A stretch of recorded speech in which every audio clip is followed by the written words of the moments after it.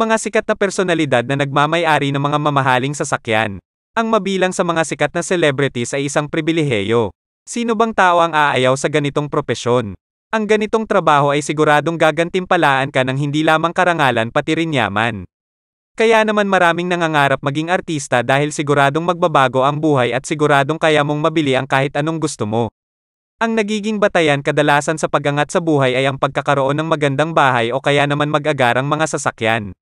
Sa ganitong paraan ay naipapakita nila ang natatamasang buhay bilang sikat na artista o personalidad. Ito ang ilan sa mga celebrities na may magagandang o mamahaling sasakyan. Maine Mendoza. Ang Hyundai Starex limousine na ito ay kabilang sa 8 Bulaga Star. Binili ito ni Maine noong June 2016. Ruro Madrid ayon sa Yes Magazine noong Oktubre 2017, binili niya ang kanyang Jackson Ray luxury van noong January 2017 gamit ang kanyang talent fee mula sa Encantadia.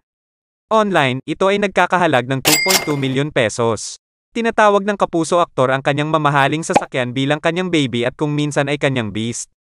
Barbie Forteza and her Toyota Fortuner noong 2016, ayon sa listahan ng presyo na inilabas ng topgear.com.ph, ito ay nagkakahalaga ng 1.3 milyon pesos at ito ay 4x2 diesel model na may manual transmission.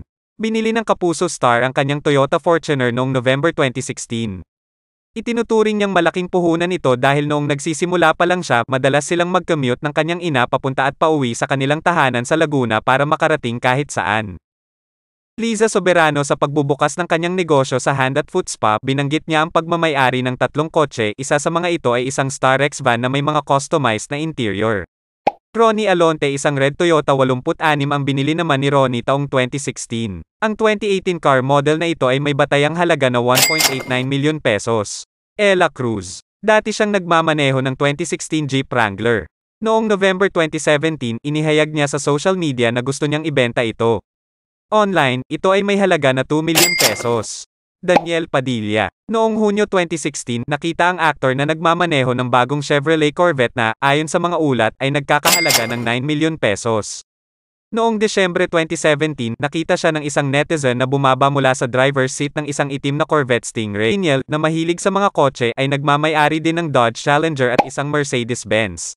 Catherine Bernardo. Natutunang magmaneho ni Catherine Bernardo sa kanyang Lexus na nagkakahalagang 2.7 milyon pesos. May-ari din siya ng customized na van. Khalil Ramos. Ang kapamilya star ay nagmamaneho ng BMW Series 3 E90 na nagkakahalaga ng humigit kumulang 3 milyon pesos.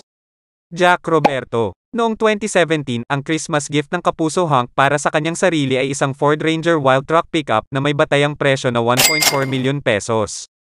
Masaya sa kanya ang kanyang nakababatang kapatid na si Sanya Lopez na isa ding sikat na artista. Nadine Lustre. Nagpost naman ng litrato si Nadine Lustre habang naka-topless katabi ang kanyang Jeep Wrangler sa kanyang social media account.